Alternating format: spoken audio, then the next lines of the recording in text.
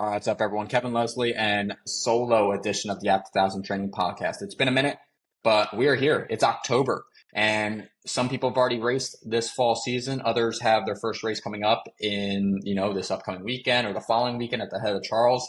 And what I always tell athletes is the fall is the best time to be on the water. So take advantage of it. Whether you're a master's rower, high school rower, or college rower, you have beautiful weather, incredible sunrises. You have festival-like regattas like the Head of the Charles and other, Head of Schuylkill, all these amazing regattas here in the fall. Take advantage of it because winter will be here before you know it, where you are forced to be on the water or off the water, right? Whether that has to do with just your program shuts down after your last race of the fall or the weather starts to turn and now you have to transition to indoor training. So take advantage of this opportunity. And I'm pumped. I'm so excited to be down at the race course, seeing athletes compete. Incredibly excited to be up at the Head of Charles. Big announcement coming up next week regarding the Head of Charles. So I can't wait to be up there for the full thing. But fall is here and it's been a blast, right? And the podcast has been rolling, right? For those of you that have been listening, we've had incredible coaches on over the last 3, 4, 5 weeks. I think we're 5 weeks in a row. And it's been an incredible opportunity for me to talk to some of the best coaches out there in college rowing. And we have a lot more coming up. So stay tuned because, again, we're just getting started. But today I want to talk about the erg. Yes, I do want to bring it up, right? I want to talk about the erg and the importance of the erg in the fall. And the title of this episode, this solo episode, is Always Be Erging, because the water is not the erg. I say it all the time. The water is not the erg. You do not get the same physiological response on the water as you do on the erg. And what I always tell athletes is my biggest recommendation is to always be erging. Can you find opportunities in your weekly routine in the fall to be on the erg and continuing to push your fitness forward so that you don't lose some of your fitness because you're only on the water 5 or 6 days a week with your program? Now, that's what we're going to talk about today, right? But before we get to that, for those that have been listening to the podcast, we made an announcement a couple weeks ago regarding the At the 1000 Collective, which is an online membership for high school rowers who aspire to row at the college level and be better prepared for college rowing. And it's mainly centered around training, improving your erg scores, learning about the recruiting process, all these different things that, in my personal opinion, are greatly needed in the high school rowing community. Full emphasis on training and recruiting. That's it. That's our focus. And we have Zoom meetings twice a month that are webinars, educational opportunities where you're going to learn from me. You're also going to learn from the guest coaches that we have on who are going to be teaching the seminars. You're also going to receive a weekly newsletter with training insights, erg workouts, core circuits, tips on recruiting to help you just take control of your path when you are away from your team and away from the boathouse. So you have a little bit of ownership in what you're doing. And then lastly, you're going to have access to a lot of different courses and programs that we have out. So again, you can get a lot from the website. I won't kind of dive too much into it here, but the At the 1000 Collective is live. Go to the description below, grab the link. It's been a blast and it's an incredible opportunity. I feel like it's vastly or greatly needed in the high school rowing world. So take a look at it. But we're here today to talk about something, right? I don't want to keep you too long, right? It's I guess when we released this, it's Friday. So I want to just give you some tangible advice and then let you get on with your weekend. But these solo editions are something that I want to bring out and continue to provide on a weekly basis, or every other week, whatever the time looks like. Because again, I feel like it's an opportunity for you guys to hear from me. And you know what I love to talk about, and I love to talk about the erg. So always be erging. That's the conversation today. And again, I can't stress it enough. I already alluded to it before, but the water is not the erg. And if rowing at a high level, maximizing your fitness, positioning yourself for the top boat on your team, or to get into the college, or at least have the conversations with the college coaches that you're seeking, you have to be on the erg. The water is not the erg. The number one way to get better on the erg is by being on the erg. And so often athletes, as soon as the fall season starts and they're back with their team, they completely say or avoid the erg. They completely avoid the erg. And what tends to happen is they go through the first couple of weeks of the season. Everything feels great. They've been back on the water. They're enjoying the beautiful weather and the amazing sunrises or sunsets if you're practicing in the afternoons.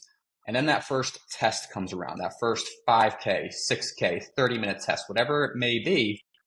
And they realize very, very quickly that their fitness is not where it once was. And that's the problem, because they spent all this time on the water and they've been completely avoiding the erg. And then they feel like they are just as fit as they used to be, whether it was at the end of the spring season, at the end of the winter, or maybe they were erging all summer and they felt really, really good entering late August, September. And they get a quarter or a third of the way through that piece and they realize very quickly, I'm not where I once was. And guess what happens? You can probably already guess. They fly and die, right? They start out at a pace that they feel is what they could hold, and they realize very quickly that they can't, and they end 2, 3, 4 splits off of what they were able to do for that same test last late fall or winter, right? And that's the problem again, because the reason that happens is they haven't been staying in tune with the erg. They haven't had the erg as part of their weekly routine where they are consistently training their fitness, because their fitness doesn't get developed the same way on the water. In many ways, most well-trained athletes will lose fitness if they only are on the water 5 or 6 days a week, because it's not training on the water, it's practice. You have priority, or your focus is on technique, on figuring out lineups, on some race pace type work and steady state type work with constant spinning around or adjusting for traffic on the river or inclement weather that you have to work around. You're not getting the same physiological response on the water as you do in that indoor fixed location, completely on-demand measurable machine that is the erg. There is no better alternative for building our rowing specific fitness than the erg. It's the number one tool. And it's also the only way you can truly push your erging specific numbers forward, right? Your erg scores forward. You got to be on the erg. So now that's the why, or at least part of it, right? Now the how. And what I always say with athletes is, again, if the erg is a priority to you, if getting as fast as you can on the erg and pushing your 2K score as low as you can come winter, or maximizing and crushing that next 5K, 6K, whatever it may be, where are the opportunities to be on the erg in your weekly routine? And if it matters to you, you will make it happen. You will figure out a way to incorporate it into your routine. And my biggest recommendation for athletes is, can you be on the erg twice per week? Can you be 100% consistent? Can you aim for 100% consistency with being on the erg for a training session twice a week? And what I mean by that is, or what I don't mean by that is, it has to be some high intensity, hard workout that you are dreading for the 48 hours prior to that session. No, that's tough. And also, that's going to be taxing and take away from your ability to perform with your team, where you have to be fully awake and fully alert and putting your best foot forward to be there for your team and for your athletes and for your coaches. What I'm saying is, can you prioritize 2 steady state sessions per week? 40 to 60 minutes, 18 to 22 splits off of your most recent 2K PR, if that's a good indicator of where you are today, at 18 to 22 strokes per minute. Or if you want to take that last 5K, maybe it's 40 to 60 minutes at, again, if a 5K is maybe, 7 splits faster than a 2K, or sorry, 7 splits slower then a 2K, right? So let's take that 18 to 22 and let's subtract 7 splits, right? So take your 5K score take your 5K score and add 11 to 15 splits. 40 to 60 minutes at 11 to 15 splits off of your most recent 5K. That's true steady state. That's enough intensity to push your fitness forward, but not tax the body so much where you can't focus in school, you have trouble keeping your energy up at practice, you dread the erg and never want to touch it again because the intensity is so high. No, you're trying to build your base fitness, and also through that, you're trying to stay in contact with the machine and stay confident on the erg, because you've never had an extended period of time where you didn't touch it, right? You're on the erg twice a week, every week in the fall, or at least now moving forward. And now anything that's thrown at you, the erg is not foreign to you. Your fitness has been at least maintained, if not progressed. And you're not going on multiple weeks without feeling the load of the handle that you feel on the erg versus the water, because it is different, right? It's a different kind of feeling. It's a different kind of intensity. And it's also different when you see that number right in front of you for a long period of time, right? So again, that's what you want to think about. Can you be on the erg 40 to 60 minutes, 11 to 15 splits off of your most recent 5K, right? You can adjust for 6K or 30 minute, or take whatever your coach's standards are for steady state and do that, right? But at the end of the day, can you be on the erg twice a week? Now, the last piece, and I'll let you go. When are you on the erg, right? It's easy for me to say you got to be on the erg twice a week, but you got life, right? You have a lot of things going on. You have school that locks in 7-8 hours a day. You have practice that locks in another 3. You have commuting to and from practice. You have tutoring sessions, SAT prep, time with friends, time with family, all these different things that you have to juggle around. And like I said, if it matters to you, you're going to figure out a way to do it. And my personal recommendation is take a look at your calendar, right? Structure it. Put everything into your weekly routine.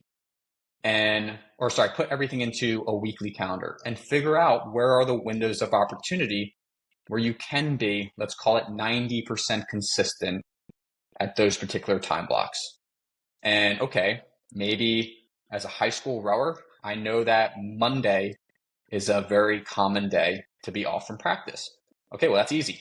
Monday it is, right? Monday is my opportunity to get on the erg and do 40 to 60 minutes of training on the erg, right? That training session on the erg. It's Monday, right? That's my day.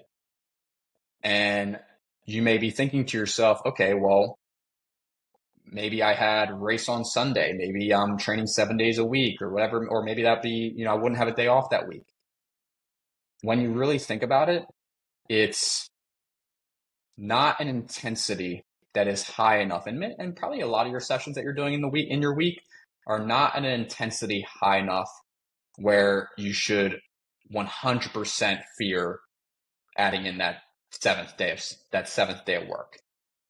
So again, Monday would be a great day, especially if you don't have a race on Sunday or anything going on Sunday. Then Monday's a lock, right? Lock that in, or whatever your day off in that week. The other opportunity is, I always recommend it, Saturday afternoon, right? Most high school programs, they practice from 8 to 11 on Saturdays, or 9 to noon, or whatever. What I always tell athletes is, hey, like, you have your whole afternoon off, and say you have off on Sunday, right? You don't have a race that week. My recommendation to those athletes is, don't put yourself through that on Sunday where you have to feel like you are obligated to get in a workout. Come home from practice, grab some food, maybe take a little bit of a nap, watch some TV. And if you got done practice at 11, try to start your workout by 2 or 3 that afternoon, because you have the time in your schedule, right? So now you're talking about it, right? I'm just using a random example here, right? But you have Monday, that's your one session. And then Saturday afternoon, that's your second session, right? There's your 40 to 60 minutes. That's 2 hours out of your week, right? 2 hours out of your week. Now, again, you have to adjust for transition time, commuting, cleaning up, so on and so forth. But again, when you really just think about it, it's 2 hours out of your week that you're trying to find opportunities to maintain, if not push your fitness forward. Now, my last one, I'm just going to put it in here. But the biggest opportunity that you have is do it in the morning.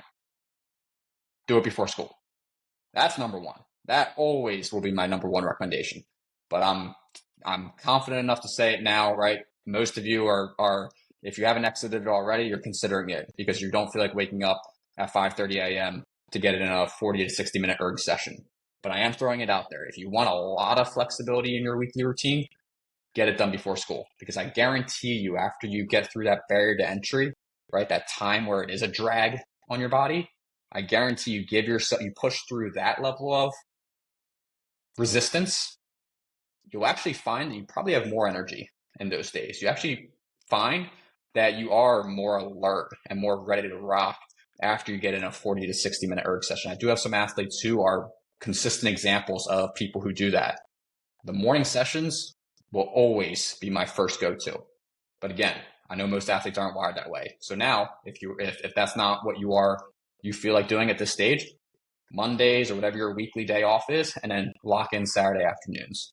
And that's what you want to think about. And then the last piece that I have for you is if you do that from now through the rest of October through November, and say your winter season starts after Thanksgiving break, you aren't spending a third of your winter training season, your off-season training, the time when you really got to push your fitness forward.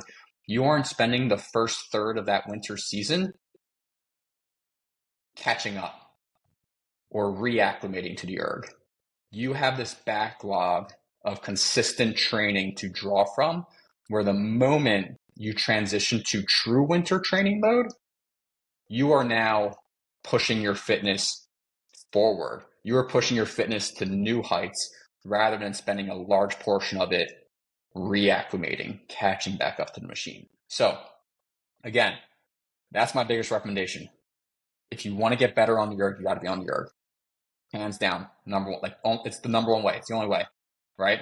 Every college program that is competitive, their athletes are on the erg, right? Even during the fall, even the week of the head of Charles, they're on the erg, right? But it doesn't have to be so demanding on your time and on your energy that it completely takes away from all the other things that you have in life. Think about those intensities, think about that time requirement, and stay locked in and consistent for the next 6 to 8 weeks. And I guarantee you're going to feel better prepared entering the winter when you can truly take your fitness to another level. So that's all I got. This was a blast. I love these solo episodes. I know I draw them out a little bit longer than I really intend. Usually I want them to be like 10 to 15 minutes, but here we are, 18, 19 minutes in. But if you made it this far, hope you got a lot of value from it. Now, lastly, can't wait to see people at the race course. Make sure to stop me, make sure to pull me aside and ask me some questions and stuff like that. If you do see me walking around the race courses, I'll be up in Boston in 2 weeks. Big announcement on that coming out next week. Stay tuned. And then also for anyone that's interested in the ATT Collective, again, go to the link in the description below. And then lastly, if you get value from this podcast, please rate it. There's a way to do it on Spotify, right? I think it's pretty easy. Rate it, give it a review or whatever you can do. Let's light this thing up. Let's expand it to more people out there. We're just getting started. We got a lot of fun stuff coming up. Again, with that, let's move through October. Let's have a blast as we do it. And I'll talk to you soon. Peace.